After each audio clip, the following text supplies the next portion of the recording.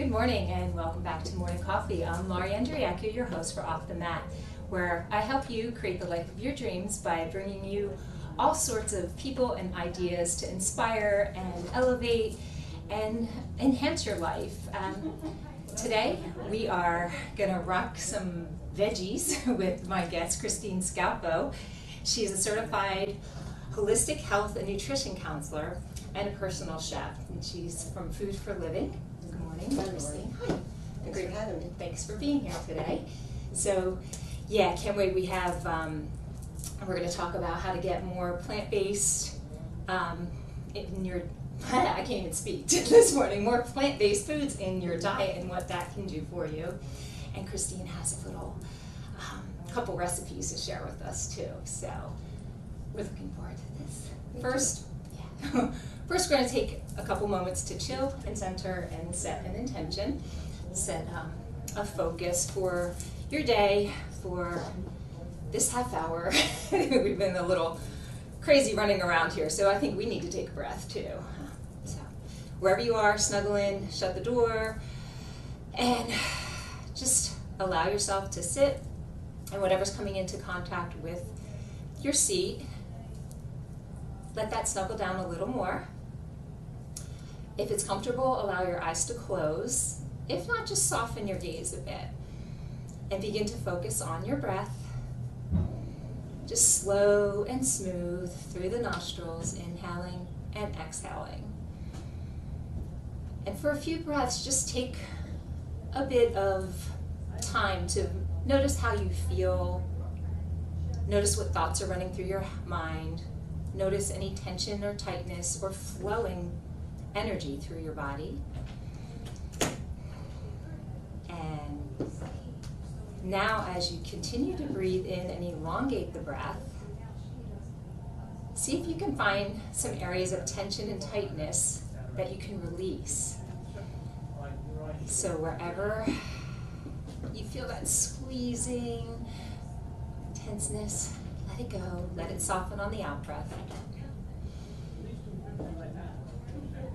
Nice. So the more you do this, the more you soften, the more you open, the more you create space to have your true self come in, to have your guidance be heard. So while we're here, plan an intention. Who do you want to be? What quality do you want to focus on today? You need more nurturing, bringing more nutrition into your life, mentally and physically, or whatever comes to you. Beautiful. And now allow your eyes to open if they're closed, and we're just going to take the breath and move it around a bit. You tend to get stagnant sitting, but so I'm going to open up as you inhale, and then exhale, take your arms out and open up that back body. And take your hands behind your back, clasp your hands. I'm going to go and squeeze your shoulder blades together. So however that works for you, open up the front body. Inhale. Nice.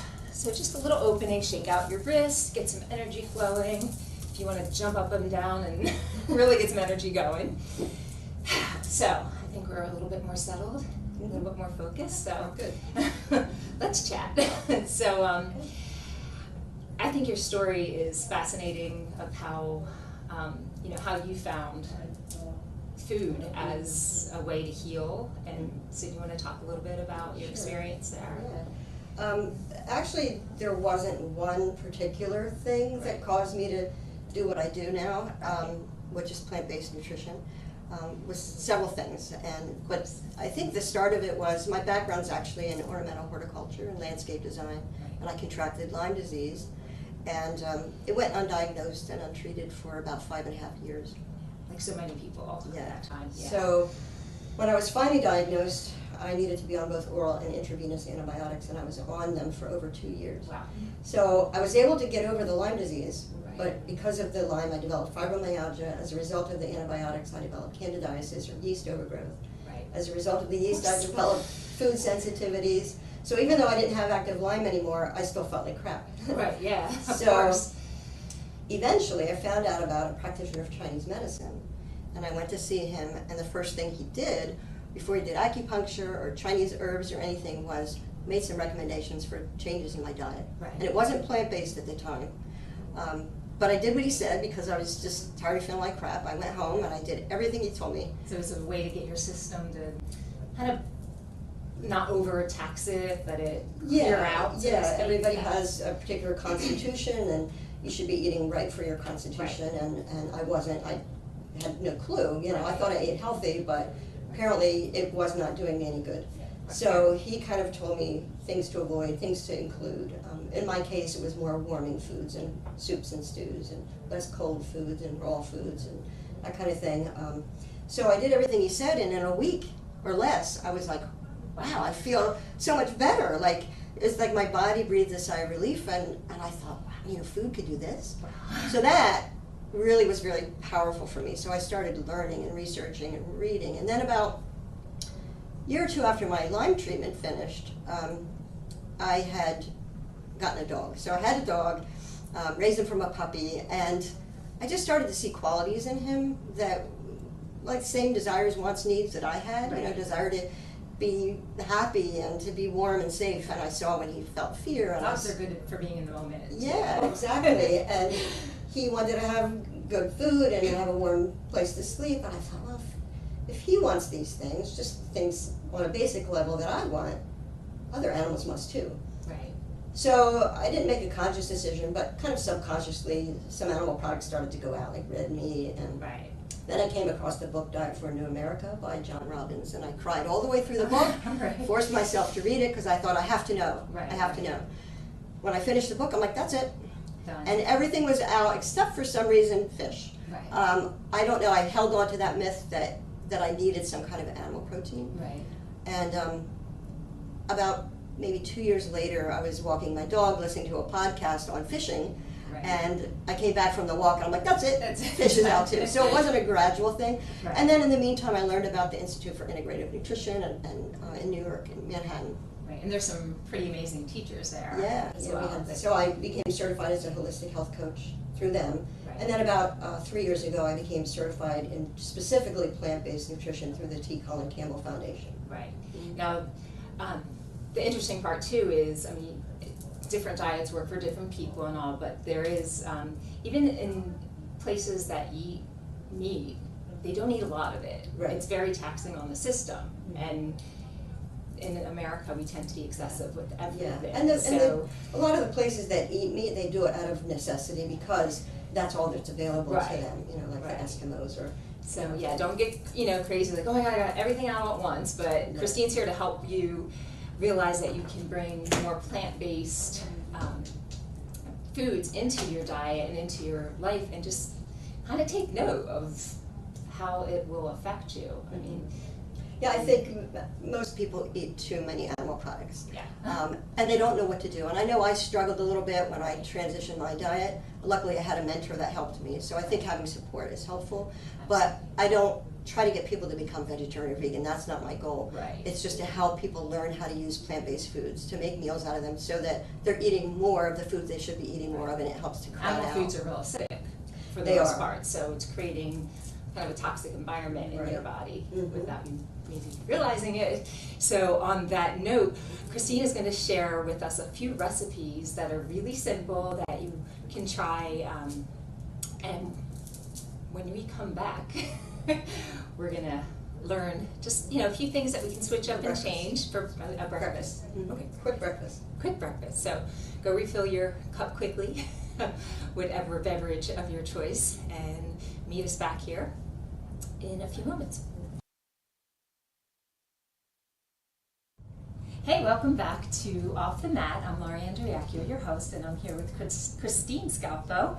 She's a certified holistic health and nutrition coach and a personal chef. So we're getting a little taste of some of her quick, easy breakfast ideas. So hit it, Christine. What are we doing here? All right. So I think when I work with clients, I find that breakfast is like one of the meals that most people don't eat because they're too busy, they're running out the door, and I just want to show you how simple it can be Okay. to have breakfast. Now, 2 recipes I'm going to demonstrate.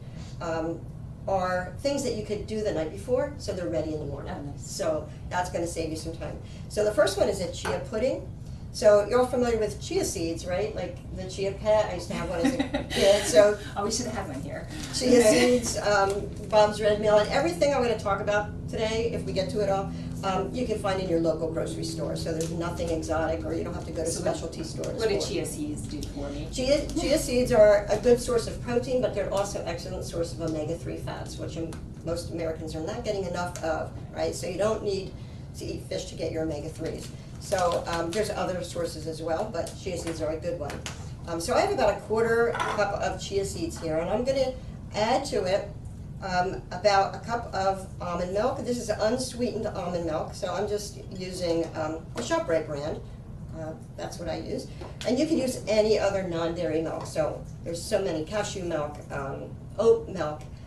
And they're delicious. Yeah, Almond milk is my kids' quinoa milk. drink There's it. even chia milk. There's many different rice milk, You can make it, soy milk. Yeah, you can make your own non-dairy milk. So find one that you like. This is, like I said, unsweetened. If you're using a sweetened, then you may need less sweetener in this recipe. So I'm adding the milk, and chia seeds absorb about 15 times their weight in water. So it helps that they get kind of gelatinous and they plump up, and they are very filling. So they help keep you full. I'm going to add about 3/4 of a teaspoon of cinnamon. It smells good. Yeah, it smells really good. And just a pinch of sea salt. And the sea salt helps you absorb nutrients too. Yeah, and it just brightens up the flavor a little bit. I'm using about a teaspoon of vanilla extract. And not to be snobby, but I came across a bottle of, I forget where I was, but it was premium vanilla flavor. Oh, no. Okay, you definitely want to use go for the good pure stuff. vanilla extract, not imitation, because that's Yeah. just chemicals. Like, what is right? that? So basically, one more thing we're going to put in here is our sweetener. So I'm using brown rice syrup, which is a sweetener made from brown rice. It's a complex carb, has like a butterscotch flavor, and it's a mild sweet, but it's really good. But you can use any other liquid sweetener. You can use agave nectar, pure maple syrup. You can use date sugar, coconut sugar, any of those liquid sweet, or coconut nectar, I should say. Any of those liquid sweeteners are fine. And you Mix it mentioned all. I'm sorry, you mentioned it's a complex sugar, Yeah. so it's not going to give you that. So it doesn't spike drop your blood in sugar that. as much, and as a refined sugar would. Mix it all up, and then what you would do is you just put this in the refrigerator, put the lid on it, and put it in the refrigerator overnight. Now, right now it's kind of watery, but in the morning it'll be like a pudding. So you have two options. You can make this in a blender as well, and that's how I usually do it. And if you do it in a blender, it kind of gives it more of a pudding consistency. And you get the chia seeds stuck in your teeth. You will more this way. Right. But this way, if you don't want to have to deal with, because you're trying to simplify things and not have a lot of work, you don't want to have to clean a blender. So you don't have to put this in a blender. If you just do it this way, in the morning, it's good to go. You're ready to eat. It's going to just have more of a tapioca-like texture. You have time for this. You have time for that. If you don't, you better get up 10 minutes earlier, make time. You know, if you don't have time to make your health a priority, then you're going to have time to make time to be sick later. So what I would do now it's watery, as I mentioned, but then in the morning I'll take it out of the fridge and just top it. Now these would sit on top because now they're just sinking to the bottom. But those are just some fresh blueberries, and you could use any fresh fruit. You could use dried fruit. And then I'm going to just put on some toasted coconut. Oops, nice job there. I just toasted this in my toaster oven. Oh, cool. So that's a real simple, easy breakfast.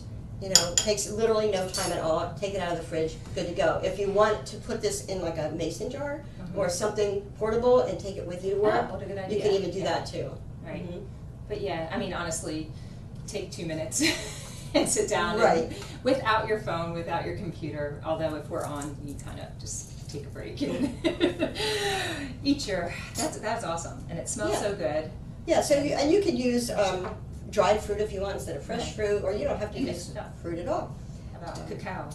You can use cacao, you can use goji berries, you know, any dried fruit that you want. shredded chocolate, slivered chocolate if you want to make it nice and You got my sweet, attention like a dessert breakfast. You can even use this as a dessert, really. Yeah, I mean, like a pudding. that would be awesome. Mm-hmm. So I want to ask you too, before we get to the next demo, you mentioned using soy milk, and I see there's some soy products now. I hear so many, and I'm sure everybody's like, soy's evil, soy's good. What are your thoughts? Like, is it particular specifically to the person? Is it the type? I think the problem with soy, and a lot of the misconception comes with the processed soy. Okay. Like the isolated soy proteins, which are concentrated sources of soy. But when we're talking about whole soy foods, right, like tempeh, which is fermented soy cake, which is good for your digestion because it's fermented, great source of protein, or just tofu, which is basically made similar to how cheese is made, but using soy milk instead of animal milk. Some people are scared of the hormone. No, as a matter of fact, really scared of it. Yeah, and what the research is showing actually is like women that have breast cancer. Sometimes their doctors will say, "Well, no soy products, avoid soy." But they find that women that consume soy actually have better outcomes, less recurrence, because of the soy or the estrogens in soy products are not the same as our estrogen, but they bind to the estrogen receptors, and they take the place of estrogen, so that real estrogen can't bind to it. Okay. So they help to avoid excess estrogen that way. Okay. So actually, there's a lot of benefits to whole soy foods. Edamame, another whole food. And they're good. They taste good. Yeah, edamame, miso, anything like that. Those are all wonderful soy foods. It's the isolated stuff that you want to watch for. And if you're scared of cooking with it because you don't know what to do with it, Christine can help me with that too. Because it really turns into, if you use tofu, it can take on any flavor. I had somebody that texture found out that I did just plant-based, and they said, "Oh, you're not gonna have enough to do cooking classes and stuff with plant-based." And I'm thinking, well, I could do a heck of a lot more. I can make chocolate pudding from tofu, and I can make an entree. You can't do that with chicken, No. Awesome. So that's, I'm getting hungry. So we're gonna switch over to another. Do we have time to do this one now? We're gonna when we come back, we'll finish it up. But just to give you a little tidbit of what we're gonna do. So I'm gonna just, Christine's gonna when do. we come back, I'm just gonna show you another quick breakfast idea, which is an overnight oat. So you would, again, prep this the night before. Okay. Awesome. So we'll be back in a few. Hey, welcome back to Off the Mat. I'm Lauri Andreacchio here with personal chef Christine Scalpo, and we were just getting into another recipe, quick and easy, for breakfast. So this is an overnight oats. Right. So this is another quick breakfast that you can make the night before, and it's ready to go in the morning. So what I have in this bowl, and I recommend using glass if you're going to do things like overnight.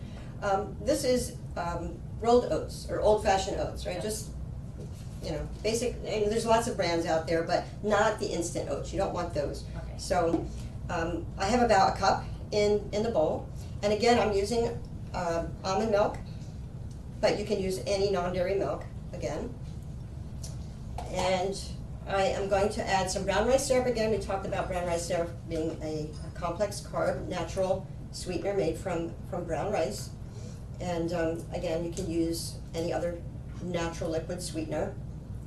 Honey is not considered vegan, but if you're not vegan and you want to use honey, that's another option.